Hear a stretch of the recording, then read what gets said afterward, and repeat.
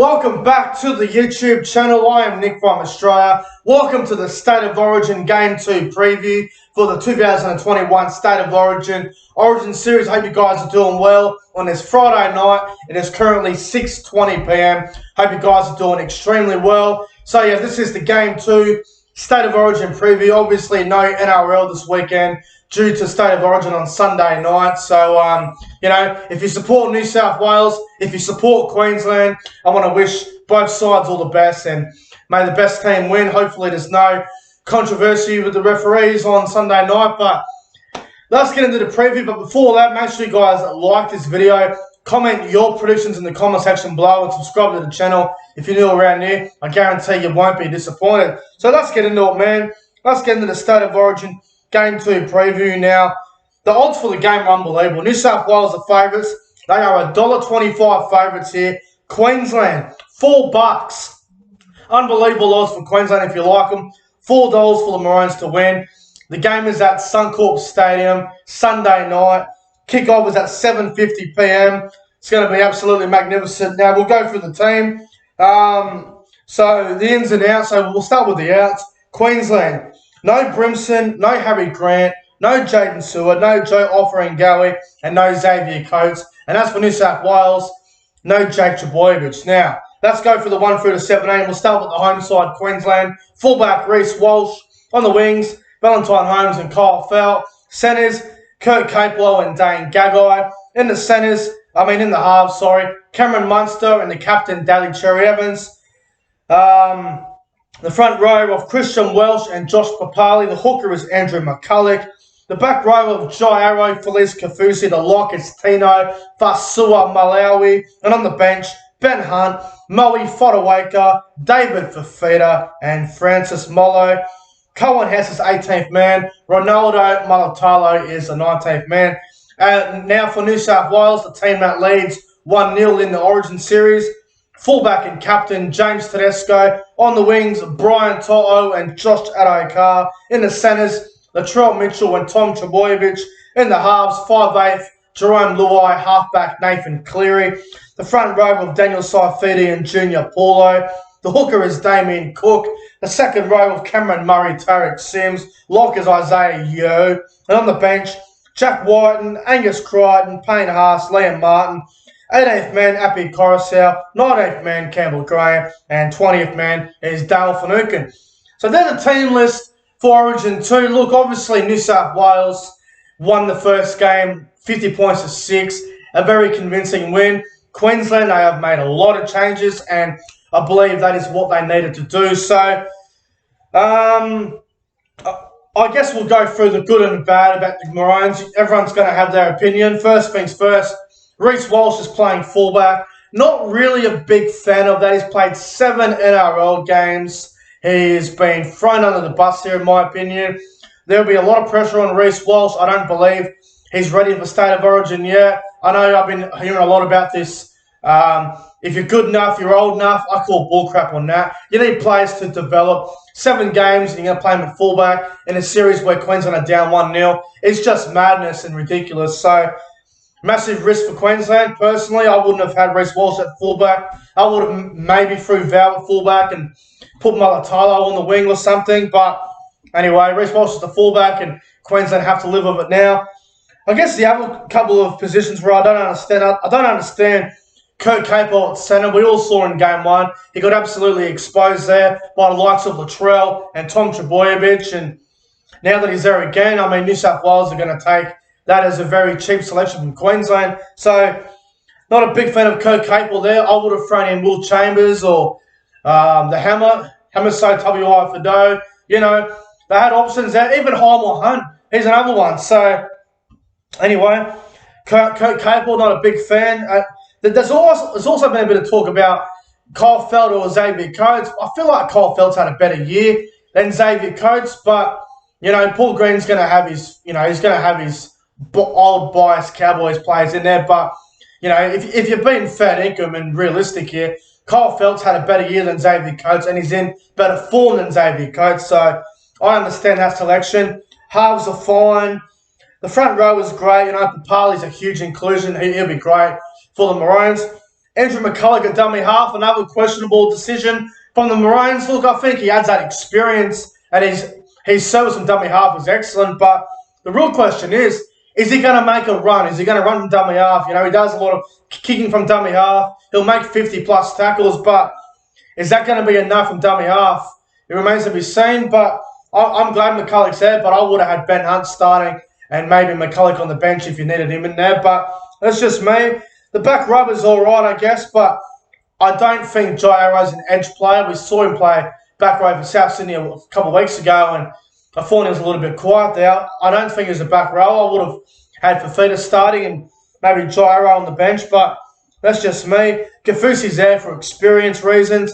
Tino's a gun. The bench, like I said, Ben Hunt's on the bench as that jersey 14, can play in the halves if needed, can play at dummy half, but I think Ben Hunt is better off being the number 9. And if you're going to play McCulloch, maybe bring him off the bench personally, because you can play McCulloch as that lock role if you need to because of his defence. But anyway, Queensland have gone with that.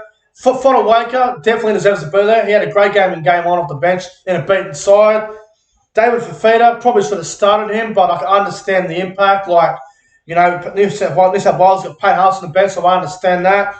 And Francis Molo, I'm a little bit surprised about this selection. Now, I know he had a really good game against Cronulla the other week, but one good game is really going to get you an origin. I feel like Cohen Hess could have been good for that bench role, maybe. Or anyway, Francis Molo, I guess we'll see how he goes. He's on debut, and Queensland have made a lot of changes. Overall, though, I don't mind the Queensland side. I think it's decent. I don't think it's as bad as what everyone's making it out to be. I think this side will be a lot more competitive than what they were in game 1. So, you know, say what you will about it. Look, Kurt Capewell's obviously a weak link for Queensland, and I guess Jai Arrow on an edge and McCulloch and dummy half could be a bit of it could be a lot liability there, but we'll see what happens. But anyway, the New South Wales team don't need to say much here. They made one change, really. I mean, they got Junior Paulo starting in the front row over Jake Trbojevic, which I'm happy about. Jake's out with an injury, so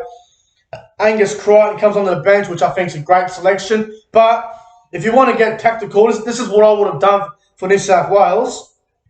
I would have had Angus Crichton in the back row with Tarek Sims, put Cam Murray on the bench, and then you've got a rotation there of, you know, Payne Haas can come on and play in the middle. And you've got Liam Martin who can do the job as well. And Cam Murray can come on and roam at lock and on an edge. But New South Wales haven't really made any changes. I think they've got a really great side, and that back line is going to be so hard to stop with the likes of Tedesco roaming around the middle, and then you've got Latrell and Turbo coming in from either side, coming in the middle and roaming a lot, and then Toto and Addo Carr getting the sets rolling, and Luai just running the ball really well, and Nathan just kicking. And the one thing I want to see from New South Wales in Game 2 is Damien Cook needs to run the ball a lot more. I know he's been a bit disappointing this year, in my opinion, but he just needs to do more with the ball, Damien Cook, and if he does, he will be fine, and the team will play a lot better. But look, you know, as in terms of how this game will be won, I think for Queensland, for them to win this game up at Suncorp and make the series 1-1 going into a decider at Stadium Australia, for Queensland to win, it's going to have to be through defence. It's going to have to be really low scoring. I'm talking 16-12. I'm talking 12-10. I'm talking 8-6. If Queensland are to win, it has to be low scoring. If this game gets out to a 22-18 or a 28-22 or a 26-20 sort of game, New South Wales will win every time because we all know the points they've got, the class and all that. So if it becomes a high-scoring game, New South Wales will win this game, in my opinion, no questions asked. If it's a low-scoring, you know, affair where it's tight, tough, physical, defence is so hard to break, then that's Queensland's. That's what Queensland want. You know, Queensland aren't going to win the game by just going out there and scoring 20 points and New South Wales are down and out. That's not how they'll win. They've got to get down tough and defend. And that was their problem in game 1. They just could not make a tackle on Turbo. They couldn't stop Latrell. They let Cleary and Luai have so much space, and Tedesco could do whatever he wanted around the ruck. So I think for Queensland to win, it's going to be low scoring. Now, can they do it? Absolutely they can do it. It's Origin football. It's not club level. It's not club football where you have one game against one side where you lose, 32-2 or something, and then you play them in 2 months' time and it's like 26-24. Origin's different. Origin's different. I've seen this happen before. New South Wales have flogged Queensland in Perth a couple of years ago, and the next game, New South Wales were a completely different side. So a lot can happen. New South Wales, the most important thing for them is the spine and the combinations are pretty much the same. Queensland, they've got a lot of issues. I think the spine's going to have a lot of question marks. I've changed the spine. McCulloch's at 9. Walsh is at 1. Expect Reece Walsh to be targeted from New South Wales. Look, I think for New South Wales to win, it's about being calm, being patient. It's at Suncorp Stadium. New South Wales haven't won at Suncorp Stadium for a couple of years. I think 2017 might have been the last time they won up there. So expect this game to be really tight. I don't think New South Wales will win the game very easily. I don't think Queensland will win the game through defence. Look, this is going to be a cracking game. I'm looking forward to it. Everyone's going New South Wales 20+. I think you're crazy to think that's going to happen again. It's pretty rare that Origin games where one of them's 50-6 and then the next one's like 50-6 again. It's rare that happens, but what a game this is going to be. Look, like I said, if Queensland are to win, it's going to be through low scoring and tough defence. And for New South Wales to win, it's about being patient and it's about handling the expectation of winning the series this Sunday. But, I think the key matchup, if there is a key matchup this weekend, I think it's Nathan Cleary versus Daly Cherry Evans. Whoever wins this Origin series could be the Australian halfback in the Rugby League World Cup at the end of the year. It really could determine that. And there's a lot of great matchups here, like, Reece Walsh versus Tedesco, 2 great players. You've got another matchup here, Josh Papali versus Junior Paulo. You've got the likes of Isaiah Yeo versus Tino. You've got Valentine Holmes versus Addo Carr potentially. And, there's a lot of good matchups here, but let's get into my prediction for the game. My prediction for State of Origin Game 2 on Sunday night is I'm going to tip New South Wales to win the game, but New South Wales by 8 points. If I had to go for a score prediction, I'm going to go New South Wales to win 22-14. And my man of the match for Origin 2, I am going to select, let's go, Nathan Cleary for man of the match in Origin 2. And if I had to go for a first try scorer, which is very difficult in Origin because you don't really know who's going to score first, I reckon Queensland will actually score the first try. And I'm going to select Valentine Holmes to score the first try. So here's my prediction. New South Wales to defeat Queensland by 8 points, 22-14. Nathan Cleary for man of the match and Valentine Holmes for the first try scorer in State of Origin 2. Let me know in the comment section below who you think will win State of Origin 2. Looking forward to it. It's going to be a great night. Go the bloody Blues, but don't count the Maroons. They will definitely be in this game. But guys, if you enjoyed the State of Origin preview, make sure you guys go ahead and like, comment, and subscribe to the channel. And guys, have a great Friday night. I'll see you guys in the next one.